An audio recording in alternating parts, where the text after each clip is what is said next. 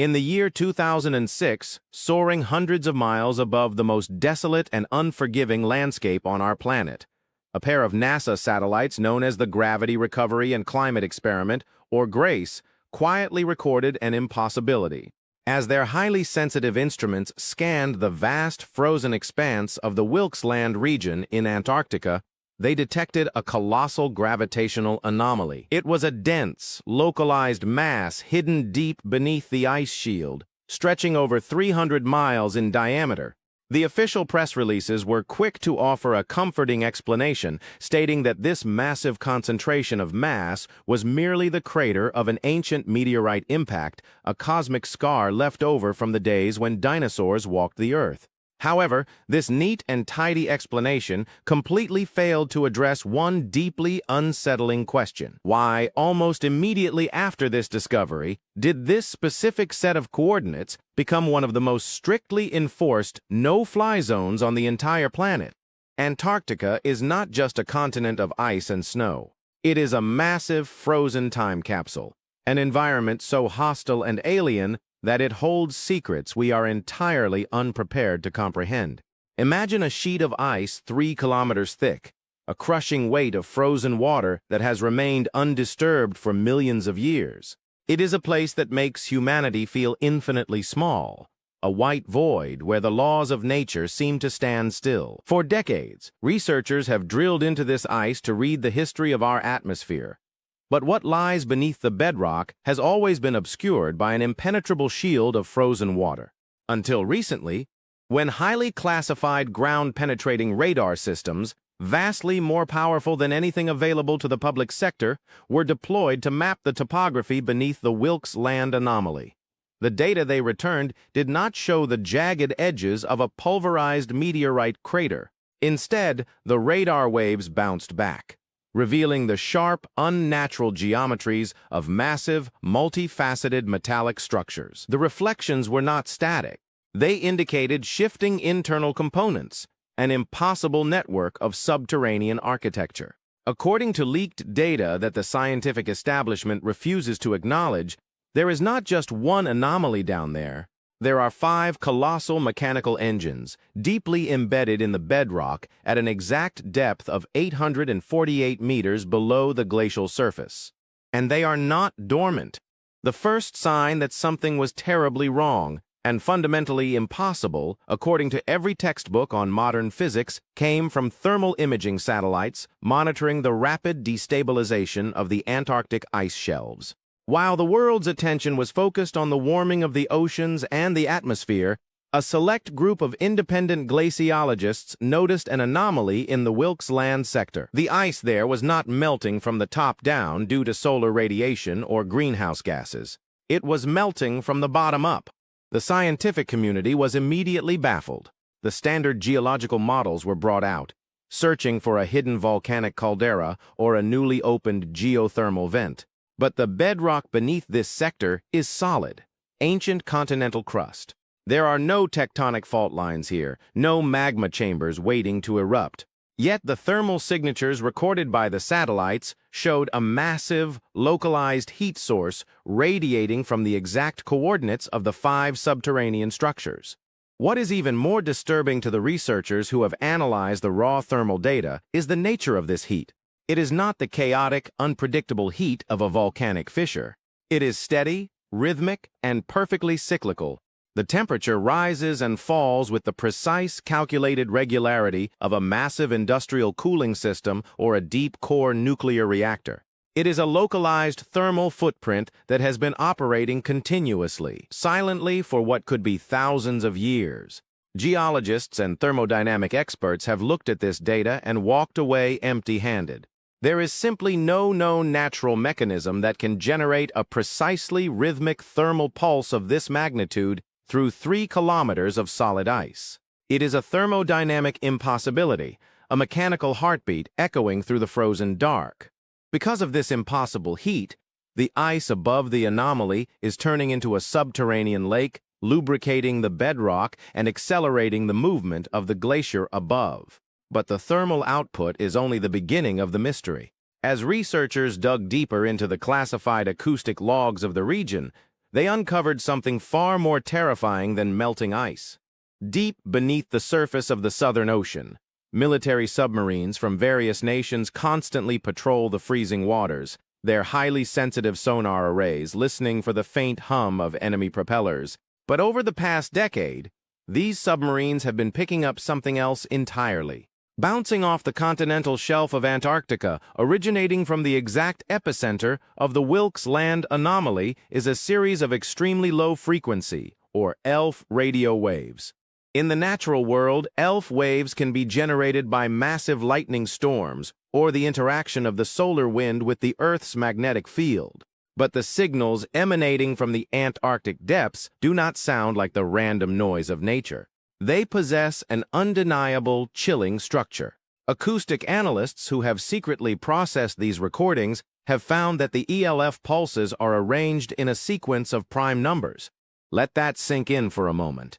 A signal powerful enough to penetrate nearly a mile of solid rock and 3 miles of dense glacial ice is broadcasting a mathematical constant into the ocean. Quantum physicists and signal processing experts have been left completely paralyzed by this discovery. To generate an ELF wave capable of punching through that much physical interference and propagating across the globe, you would need an antenna array stretching for at least 50 kilometers. You would need an unfathomable power source. The existence of the third machine acting as a continental-scale broadcast transmitter fundamentally shatters our understanding of technological development. Who could have built a global communication array of this magnitude when mainstream history insists our ancestors were still sharpening stones and hunting woolly mammoths? The scientific method demands empirical evidence, but the evidence here is so overwhelming and so contradictory to the established narrative that the scientific community is forced into a state of cognitive dissonance. They hear the signal, they measure its mathematical precision, but they simply cannot explain the machine that is broadcasting it. The final devastating blow to the orthodox scientific consensus came from the physical evidence extracted from the ice itself. In a rare, highly classified drilling operation conducted under the guise of paleoclimatology research, a core sample was taken from the periphery of the anomalous zone. When the core was brought to the surface and analyzed in a secure laboratory, the findings were so disruptive that the lead metallurgist reportedly resigned his position immediately after submitting the data. Embedded deep within the ice core, at a depth corresponding to the end of the last ice age, the drill bit had scraped against something that should not have been there. Microscopic analysis of the debris revealed it to be composed of an incredibly complex alloy. It was a matrix of ultra-refined titanium, bonded with trace amounts of iridium, a rare heavy metal that is incredibly scarce on Earth's surface and is most commonly found in high-concentration meteorites or the deepest layers of the Earth's mantle. But it wasn't just the presence of the iridium that baffled the experts. It was the structural perfection of the alloy itself. The molecular lattice of the metallic fragments was flawlessly aligned, exhibiting a level of tensile strength and heat resistance that surpasses even the most advanced aerospace materials we possess today. As one classified report stated, the surface of these fragments exhibits the micro-scoring patterns consistent with the byproduct of a hyper-advanced, multi-axis CNC milling process. This is not naturally occurring ore. This is industrial shrapnel. The metallurgical community was left speechless. Our 21st century civilization, with all its supercomputers and advanced foundries, struggles to forge alloys of this purity and volume, let alone manufacture 5 colossal machines capable of withstanding the immense pressure and freezing temperatures of the Antarctic bedrock. And yet, the most terrifying piece of data was still to come. When the surrounding ice layer containing the metallic fragments was subjected to rigorous radiocarbon and isotopic dating, the results were unequivocal. The ice enveloping this hyper-advanced technological debris was exactly 12,000 years old. This single data point effectively destroys the timeline of human history. 12,000 years ago, human civilization was supposedly recovering from a global cataclysm, living in caves and struggling for survival. How could a civilization capable of engineering ultra-strong titanium-iridium alloys and building subterranean megastructures have existed then? And where did they go?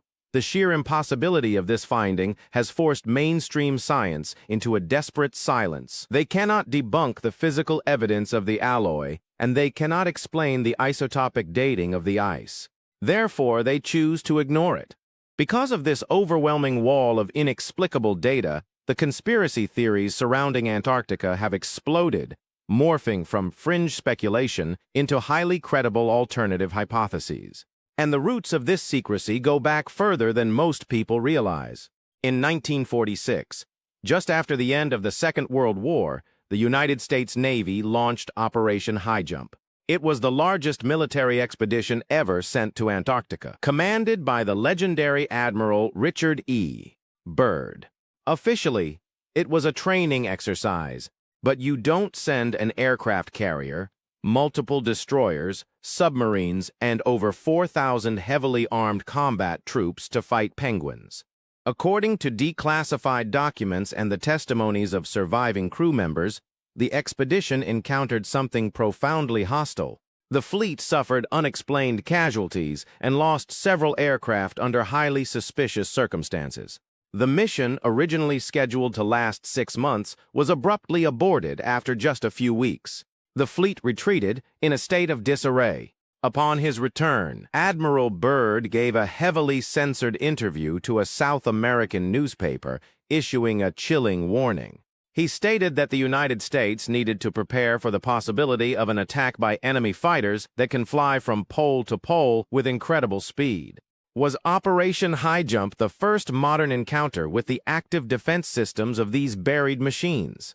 This historical context casts a dark shadow over the modern political landscape of Antarctica.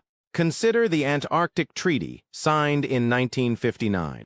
It is often hailed as a triumph of international cooperation, a pact to preserve the continent for peaceful scientific research. But critics and independent researchers argue that the treaty is, in fact, the most successful gag order in human history. It effectively militarizes the continent under the guise of scientific exploration, ensuring that no independent civilian operation can ever freely investigate the deep interior. What if NASA and the world's leading intelligence agencies aren't protecting the ice from humanity, but rather protecting humanity from what is waking up under the ice?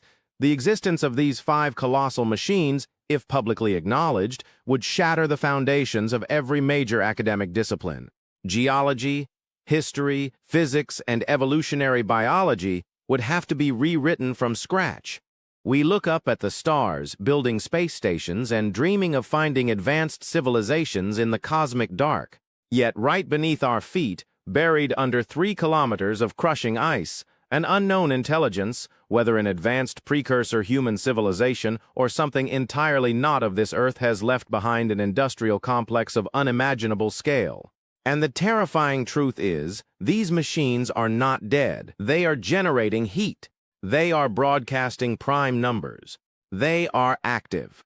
As the Antarctic ice continues to melt at an unprecedented rate, a phenomenon scientists blame entirely on climate change, we must ask ourselves a darker question. What happens when the ice completely vanishes? What happens when the shield that has kept these 5 colossal engines hidden from the world finally breaks? The scientific community remains paralyzed by their inability to explain the data, clinging to outdated theories while the ice sheet above the Wilkes Land anomaly slowly, inevitably thaws. Perhaps the greatest mystery is not who built these machines, but what they are counting down to. If this deep dive into the unexplained mysteries of our world made you question everything you thought you knew, don't forget to hit that subscribe button and leave your thoughts in the comments below. The truth is out there, and sometimes it's buried deep beneath the ice.